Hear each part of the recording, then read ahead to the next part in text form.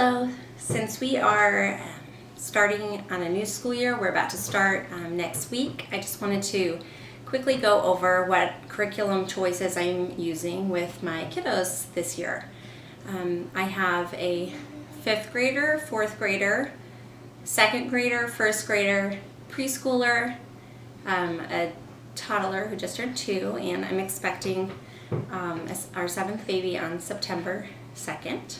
So we've got a wide range of ages this year, and I have to say that last year was the first year that I really felt like things clicked with our schooling and we kind of got into a groove of what we like, so that this year I really didn't have much to change. That's a good feeling, and it took me quite a few years to get there. We just tried a lot of different things to see what fit for my children. So if that is your situation as well, don't despair, because you'll get there. Just be patient. So let me go over kind of the general what we're going to be using for 2017-18. So we will be, one thing I don't have to show you yet, because we haven't gotten our books yet, is we are part of CBS, or Community Bible Study, and so we'll be studying, I believe, it's terrible, I should know this, but I believe it's books like Leviticus, Numbers, Deuteronomy, some of those Old Testament books where they're going to be learning about God's faithfulness through that period in the Bible. So that's something that I will have a book, and each of my kids, 1st grade and up, will also have a workbook, and I just don't have that to show you. But that's a big chunk of our day. We spend about an hour a day doing CBS together, the kids and I, so that's a pretty big chunk. Okay, for spelling, we are going to continue on with All About Spelling. Spelling is not a strong suit for it just doesn't come naturally for my kiddos, and so this has been a huge blessing. When we started this last year, I actually took all of my kids, started at level 1, and then of course the older ones progressed through quickly, but I didn't want them to miss anything, any concepts that the book had to teach. So they're all going to be in various levels this year, but this is the book that we will be using, and that is going to have to be one-on-one time with me. So I have our schedule, which I'll do another video about, planned out so that each child gets about 20 minutes of one-on-one time with me working through their All About Spelling. Each child from 1st grade and up also has a cursive workbook. It's something that my older ones I started cursive with, so of course the younger ones were excited to learn as well. So we just got some random workbooks for that. I don't have one in particular that I feel like is so fantastic that I want to share with you, but they all kind of do the same thing. I mean, you're just learning how to write cursive letters. It's not been too difficult. Also, they can alternate between that or doing copy work during the day. So they can either that day choose 10 or 15 minutes of cursive or 10 or 15 minutes of copy work, where they have notebooks, and we have just different selections of books or printouts that they can just copy neatly, word for word, with all the punctuation into their notebook. It sounds like such a simple exercise, but it is huge in helping kids learn not only better forming of letters, but punctuation, grammar, the way things are laid out, the way words are spelled. 10 minutes a day of copy work can do wonders for a kid. This year we're starting something new with Essentials in Writing. We have never done Essentials in Writing before. Last year my kids started doing narrations. After we would do a history lesson, then they would just kind of write a little paragraph about what they learned from that. But again, it's not something that I've trained my kids in to this point, and so I just really felt the need to begin a program with my older 2. Now, because we've never used Essentials of Writing before, I have no idea where they're going to be at with it. I just decided to start with level 3 for both of them, and we'll see what happens once we get going. It may be too easy, and then we'll move up. But I would rather start easy with a kid and let them be confident, like, I can do this, rather than start something that's too hard and have them feel defeated right from the beginning. So I tend, if I'm starting something new, I will always go back a level or 2 to begin. We will also be doing Math UC again, another program that my kids have done really well with, and they're all going to be in different levels with that as well. Okay, so for reading, All of my kids from the first grader up are still working through the McGuffey's readers with me. This has been another thing that has been so simple. It's just about 15 minutes a day with me, but it has really helped their reading skills. We just read the next lesson, whatever it is. They read it out loud. I help them with any words that they're struggling with. And that's pretty much it. We are keeping this simple. You could go a lot farther with this book than I do. There are videos that... You okay, sis? There are videos that I've seen on YouTube where people use this for their copy work or narration, for spelling exercises. There's so much you could do with this book, but that's all I do, is have them read to me out of this once a day. And that is for all my kids at whatever level they're at, just so that I can be in touch with where they're at with their reading and help them out. And the nice thing about it is they can go at their own pace, because in our house, age is not dictating the levels of reading. We have some kids, older, younger, of all reading levels. So they are able to just go through their book. Even if someone younger is going through a book higher, it just doesn't even matter. We do what we need to do around here to advance, and that is the goal. It's not about the level, it's about progress. Also, Samuel has been asking me to learn to read, which all of my kids have sort of seemed to do that since the first one. You know, the once you have your first child, then everybody else is kind of watching what they're doing, and so they want to do it too. So he will turn 4 on the beginning of September, and that is when I started. Leo was right after his 4th birthday when he was begging me to read, and Elsie, I believe, was 2. So it's always been right around there. So I start them very slowly in this book. Teach your child to read in 100 easy lessons.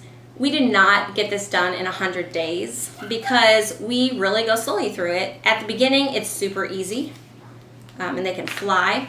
But once they hit about, a third of the way through, sometimes it can be a little bit of a stumbling block, and we'll slow down. We might not complete a lesson all, because I keep it to no more than 15 minutes. So we might not complete a lesson. We might go back and do some others. I go as slow as they need to in this, but this has worked for all 4 of my kiddos so far. Now, one of my children has needed to go through another program. This was just not enough for them to really get the hang of basic reading. And so I actually had to just pick a different reading program, started at the beginning, and took them all the way through that one for it to click. But for the most part, this is a great book. It's very easy. There's no prep for the parent. It tells you exactly what to say to go through it, and you can kind of adjust it as you go on. I don't want my kids to get tired of our reading time together, so things like they say for the child to read through a story twice. I often don't do that because they'll just be weary of after the first reading, and I want it to be an enjoyable experience. So I take them out for ice cream when we're done with the book.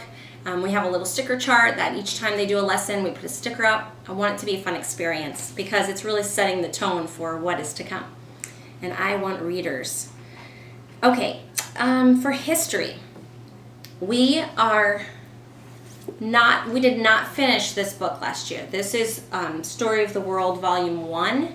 We didn't get all the way through it, and because this is a chronological history book, when we took a summer break, I just stuck in a bookmark, and we will pick this back up where we left off once we start school next week. So once we make it through this book, obviously we'll be moving on to Volume 2, which is the Middle Ages.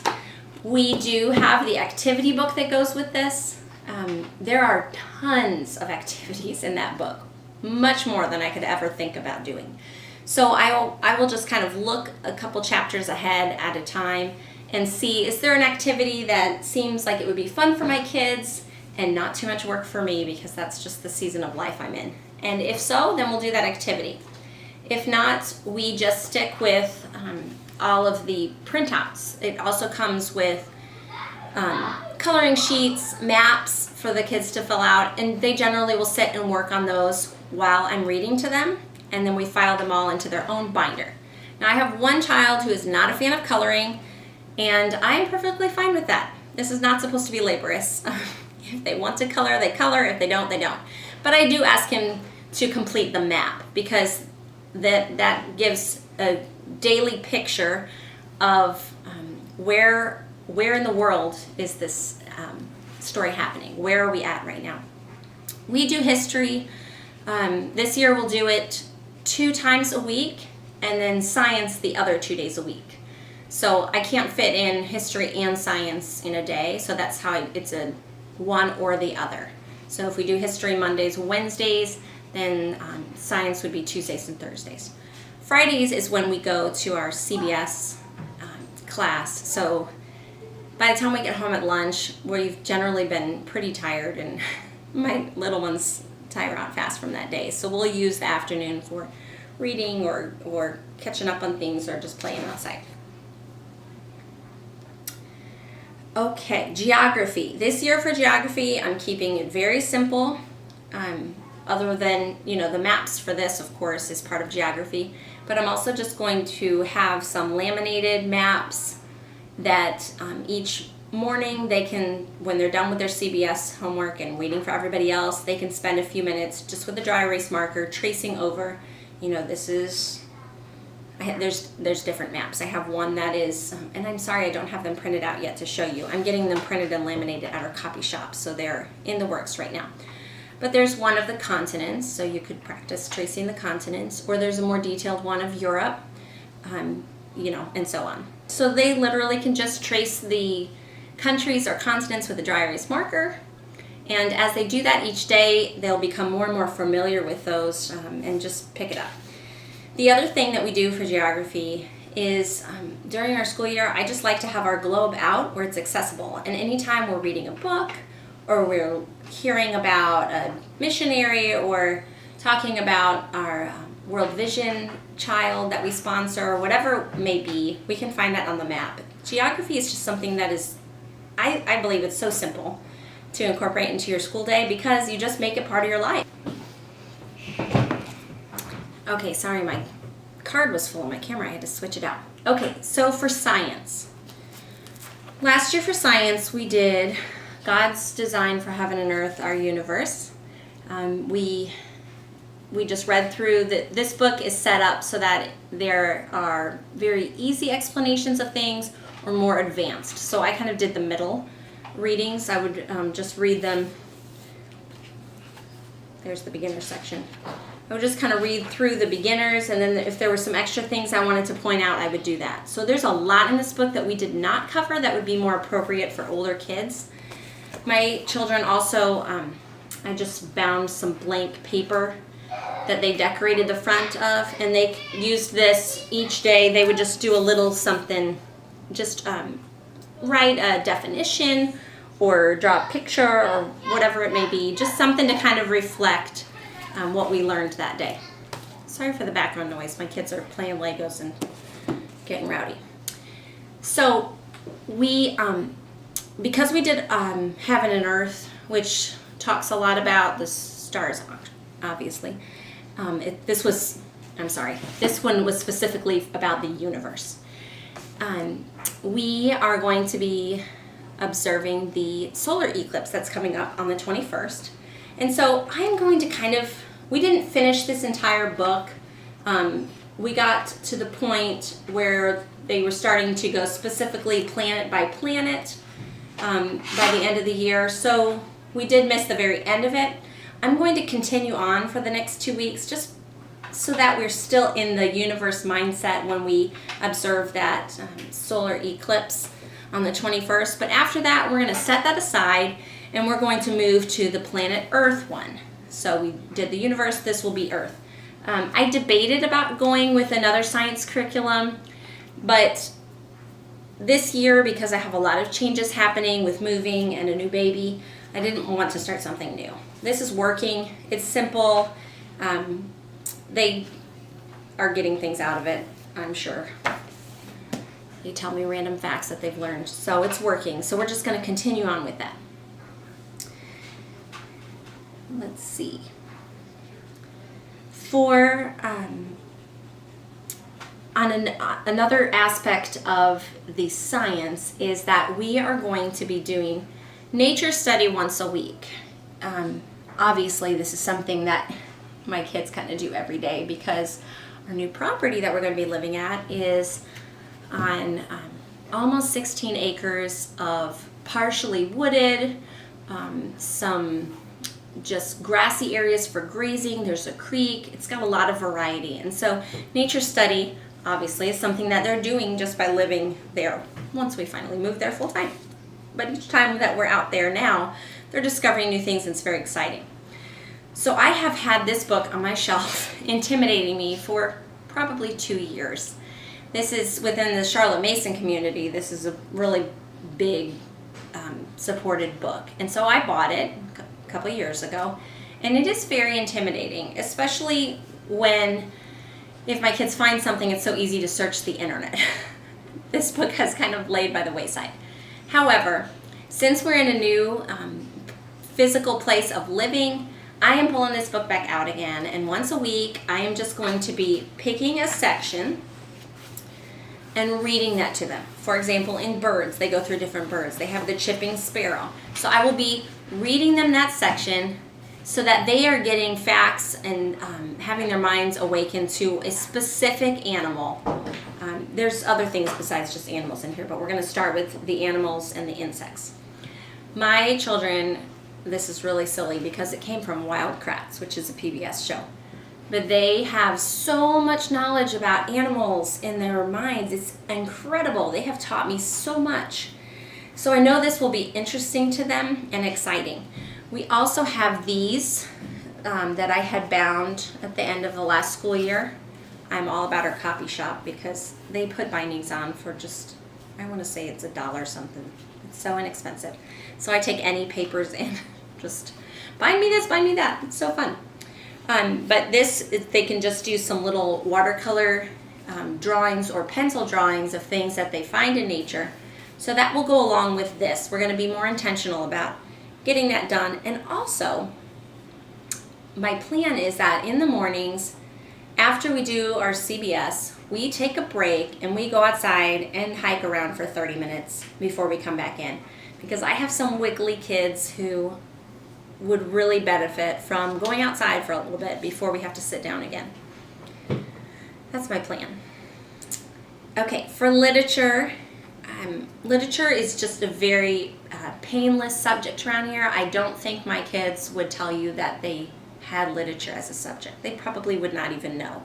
Currently, I am just keeping it to read alouds. I read to them from all types of books, and they listen.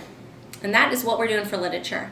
Eventually, I would like to move toward my older ones writing out narrations once in a while, but currently, it's just this really enjoyable time of reading.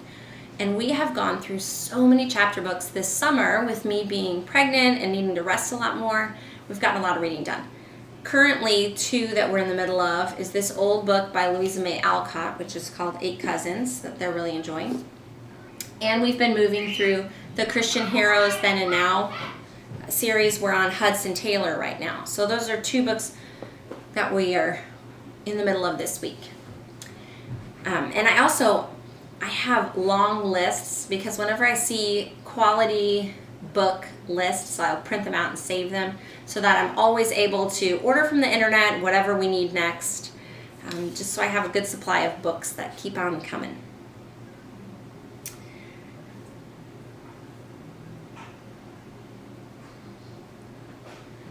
The last thing that I want to mention is that we are going to continue on with some classical conversations memory work.